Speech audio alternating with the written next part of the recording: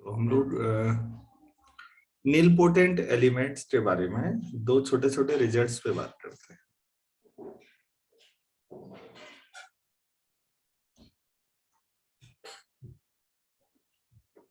Nilpotent element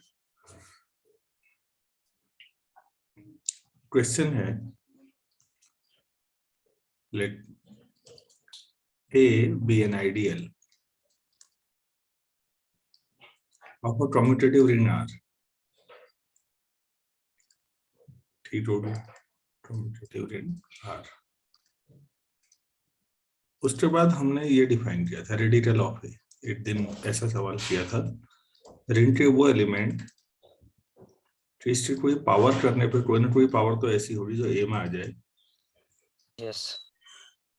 for some n belongs to, for every n नहीं है, मतलब कोई एक ऐसी जरूर मिले जाएगी जिसमें कि उसकी पावर करने पे वो ए में आ जाए, तो फिर ऐसे सब एलिमेंट रेडिकल ऑफ ए में।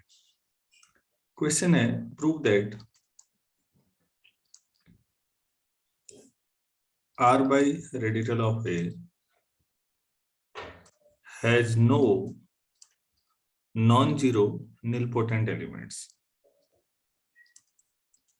Non-zero nilpotent elements. ये दिखाना है।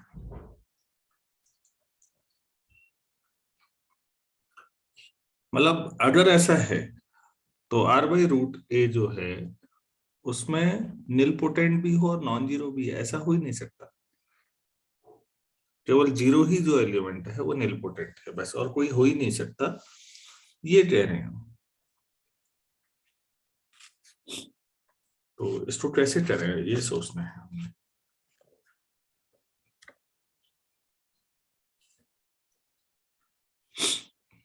तो R बाई रूट ए कब डिफाइन होगा? आप पहले स्टेप ए में पहले क्या प्रूव करेंगे इसको,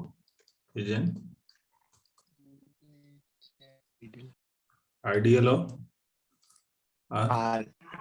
ये क्योंकि हम कर चुके हैं, पहले भी किया है मैंने, तो मतलब मैं प्रोसीजर बता रहा हूँ कि भाई आप प्रूव करेंगे इसको। अगर आप ये कर चुके तो R by root is well defined, clear है ना? ये डिफाइन के लिए तो रूट ए को आइडियल होना चाहिए, तो पहला काम तो यही होता है कि आइडियल आपने दिखा रखा है उसको।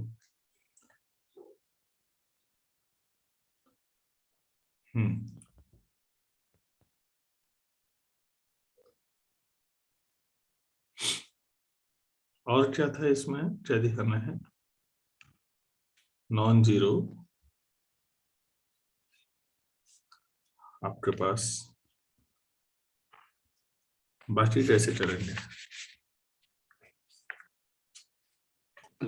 सर पहले R by root a define कर लेते हैं, फिर वहां से एक नॉन जीरो एलिमेंट लेके उसकी पावर। ठीक हो गया।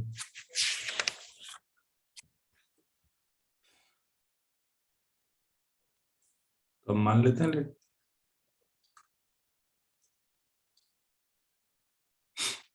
x belongs to R by root, तो x किस टाइप का होगा? सम R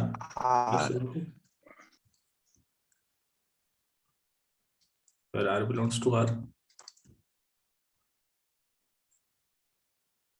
Suppose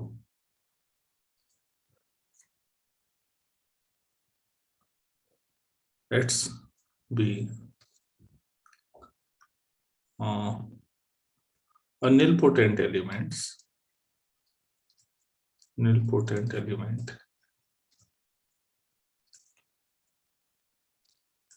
और R by root,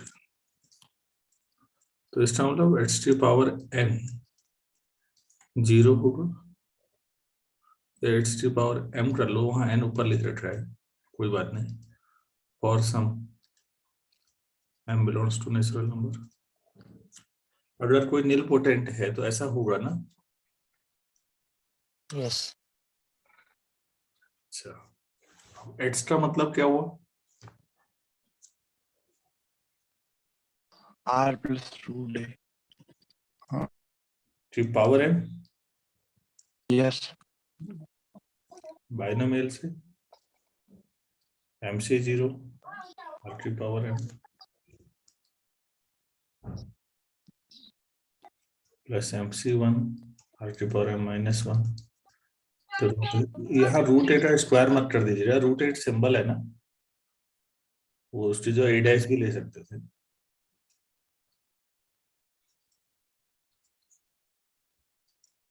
MCM root eight की पावर इक्वल टू 0, और ऐसा हम इसलिए कर पाए क्योंकि आर क्या है?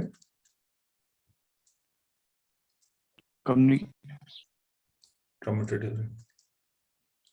आप इसको समझिए कि कम्यूटेटिव रिंग होने पर ही आप ऐसा क्यों कर पा रहे हैं। जब आप कभी कोई दो एलिमेंट a प्लस बी का होल स्क्वायर करते हैं तो पहले आप लेफ्ट डिस्ट्रीब्यूटिव या राइट डिस्ट्रीब्यूटिव लगाएंगे, फिर दूसरा लगाएंगे, और फाइनली ये आता है बच्चों A square plus A B plus B A plus B square. ये A square plus 2ab plus B square तभी आता है जब आर कम्यूटेटिव, और अगर ये कम्यूटेटिव है तो आप इसे ऐसा लिख सकते हैं,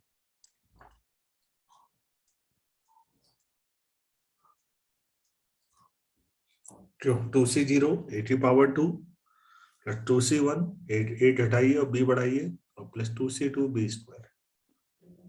तो ये कब लिख पाए आप बाइनोमियल कोएफिशिएंट के साथ? जब आर की वो प्रॉपर्टी आपको पता थी कि ये कम्यूटेटिव है, वरना आप कैसे लगा सकते हैं बाइनोमियल एक्सपेंशन?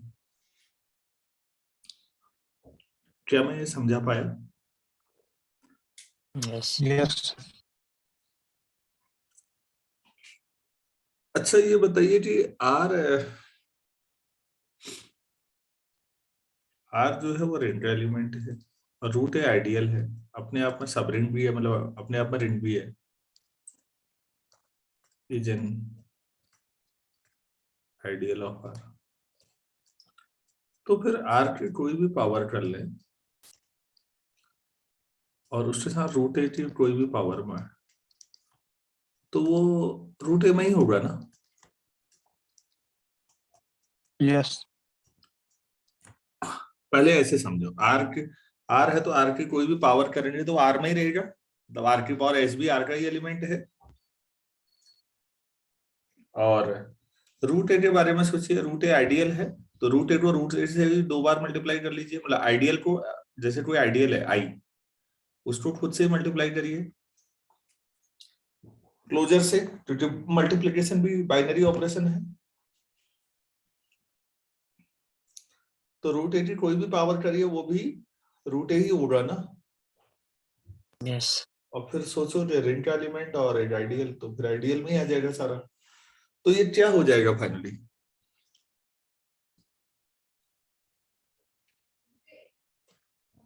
क्या आ जाएगा फाइनल कैलकुलेशन, सोचिए तो।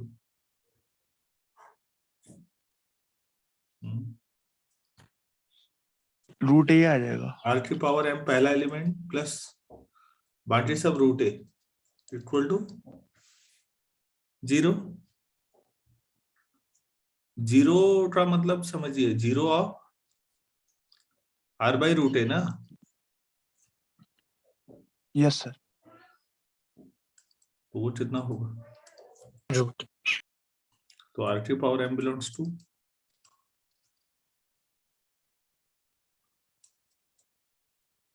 आर की कोई पावर इसमें है,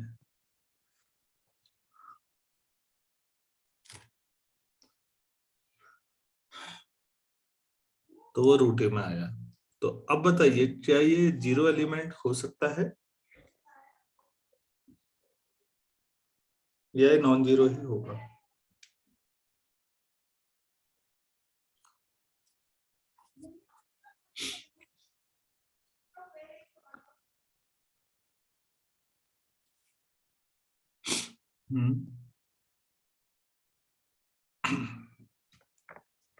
थोड़ा सोचो।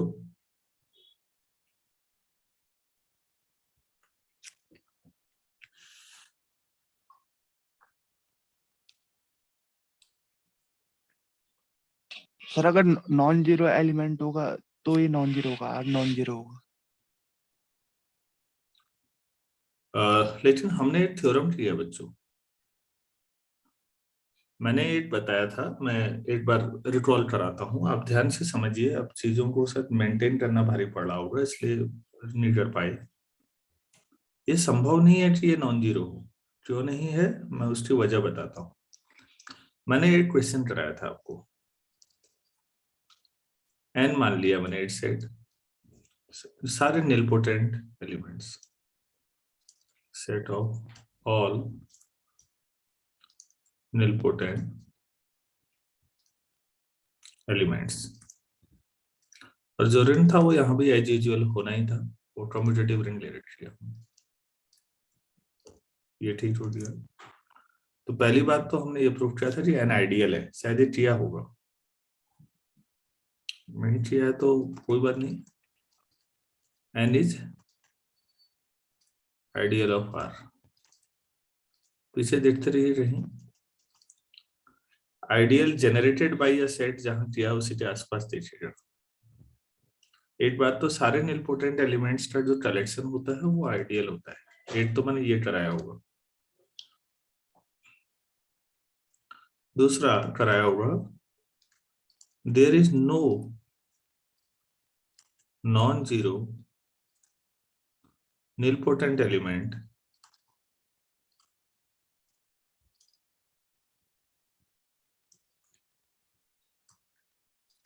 इन R by N. R by N में तो हो ही नहीं सकता कोई निलपोटेंट एलिमेंट हो और वो नॉन जीरो। तो ये थ्योरम हुई थी या नहीं हुई थी?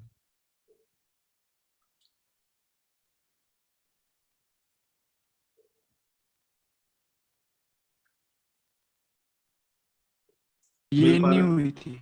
ओहो, तभी ये होगा। तो चलो फिर अब इसके बाद हम इसी को कर देंगे। तो इसीलिए नॉन जीरो होगा, मतलब इस थ्योरम के बेस पे कहना था मुझे।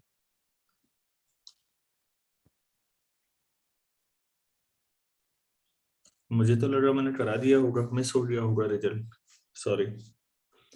तो अब करा देता हूँ। तो खैर, अगर मैं इस थ्योरम को पहले करा चुका होता तो आप मानते ना कि आर जीरो नहीं हो सकता। Yes. यस। हम बल्कि फिर सीधे उस थ्योरम के बेस पर ही हम कह देते। तो आर बाई एन में नॉन जीरो निलपोटेंट एलिमेंट हो ही नहीं सकता, भले ही एन सारे निलपोटेंट का कलेक्शन हो।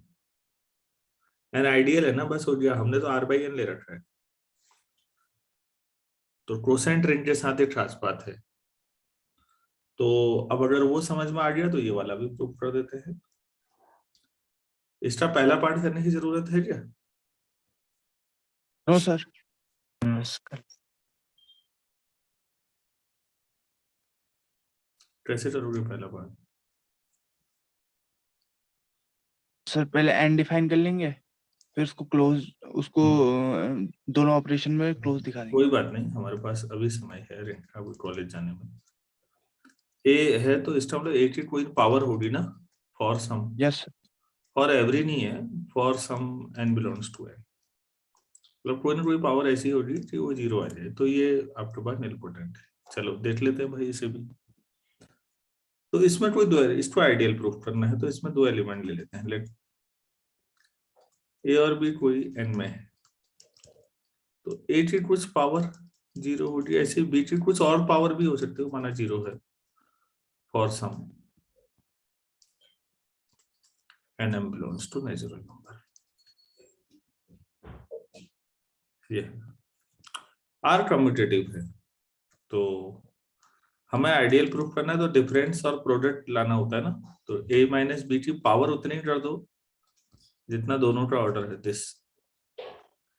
तो फिर वही m plus n C zero, मुझे तो लगता है कराया मैंने, अब पता नहीं, m plus n C one,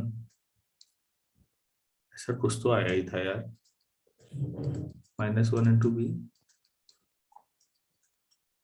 plus -1 की power m plus n C m plus n b की पावर n। अरे ए की पावर बीच पर m प्लस n हो जाएगा पूरा, और ये तब लिया है आर इज कम्यूटेटिव। बाइनोमियल कब लगा सकते हैं हमने ये सीखा आज, फिर तो कई चीजों के साथ ये भी पता लगा, ठीक है ना, ध्यान रखिएगा। तो क्या होगा बच्चों, पहली टर्म में ए की पावर m और ए की पावर n, बाकी सब जीरो होंगी या नहीं? यस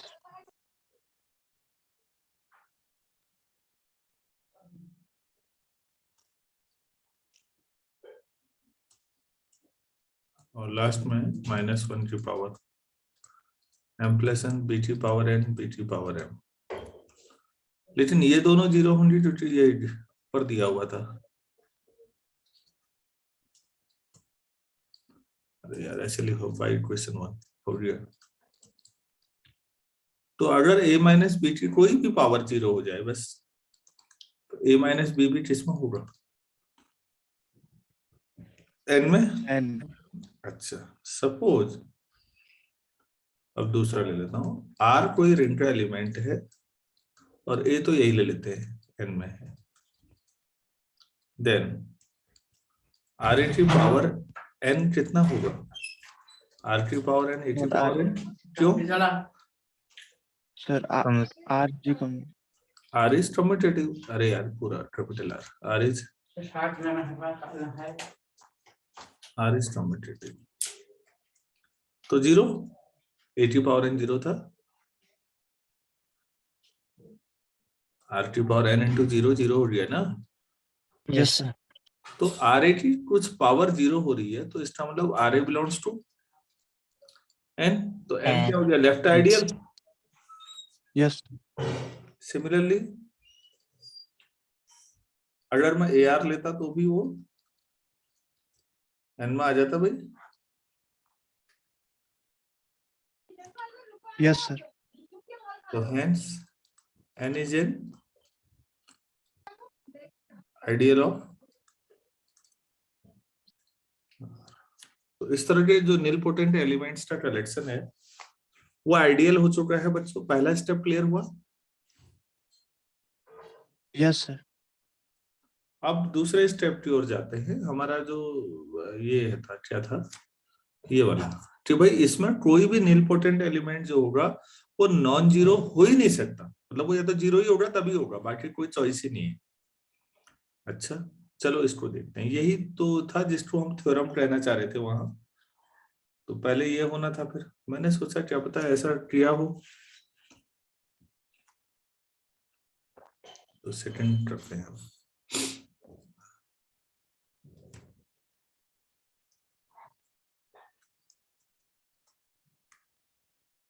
लेट, अब आइडियल है तो सीधे डिफाइन कर देते हैं, आर बाई एन। एक आपके पास सेट होगा आर प्लस एन टाइप का, जहां आर आर का एलिमेंट होगा।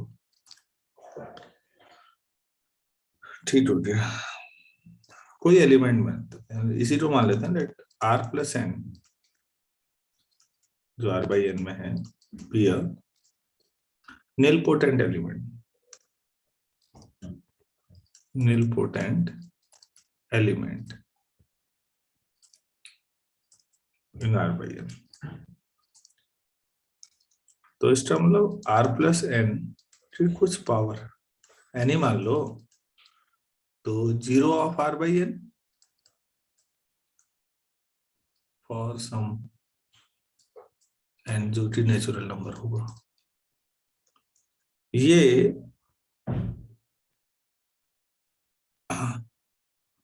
अगर आप सीधे सीधे इसको करेंगे तो ये आर प्लस एन ही आ जाएगा। आइडियल में आप ए प्लस आइडियल और बी प्लस आइडियल लेते हैं तो क्या आता है बच्चों, ए बी प्लस आइडियल आता है। यस अगर मैं ए और बी बराबर ले लूं तो इसको मैं ए प्लस ए का होल स्क्वायर कर दूं, और तब भी आप क्या लिख रहे हैं उसको, फाइनाइटली अगर मैं इसको करूं तो ऐसे ही क्यूब कर दूं तो एन पावर कर दूं तो, ए की पावर एन प्लस ए। हाँ बस। तो ज्यादा तामझाम की जरूरत नहीं है, कॉमन सेंस r+n और एक्स्ट्रा ही आएगा। तो आप probability r⁴n belongs to n ही होगा। अगर r⁴n n में और n निलपोटेंट एलिमेंट्स का कलेक्शन है तो r⁴n की कुछ पावर, मान लो m इक्वल टू 0, क्योंकि n निलपोटेंट एलिमेंट्स का कलेक्शन है, for some m belongs to natural number. ये ठीक है? Yes sir. तो r की पावर जो है m और n दोनों ही नेचुरल है, तो प्रोडक्ट भी नेचुरल नंबर होगा। तो r की कोई नेचुरल पावर 0 है, तो फिर r क्या हो गया? Nilpotent element. तो फिर r किस में है? n में। तो फिर r+n क्या हो गया? n ही हो गया ना। n मतलब ऐसे ले लें 0 ऑफ, तो फिर r/n का 0 ही केवल निलपोटेंट आया ना। आपने यस Yes. आपने क्या लिया था शुरू में, देखिए तो ये वाली लाइन, लेट r+n बी ए निलपोटेंट एलिमेंट, और लास्ट में आप कह रहे हैं r+n 0 ऑफ r/n ही आया है। तो इसका मतलब r+n that is 0 of r/n is the only nilpotent element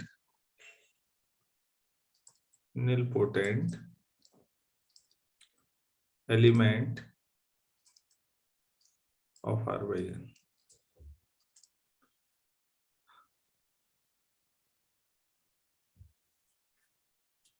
तो r/n में निलपोटेंट एलिमेंट एक ही है, और वो क्या है उसका? 0। तो इसका क्या Zero. मतलब निकला कि there is sir any non, हाँ, इसका मतलब हुआ there is no non zero nilpotent element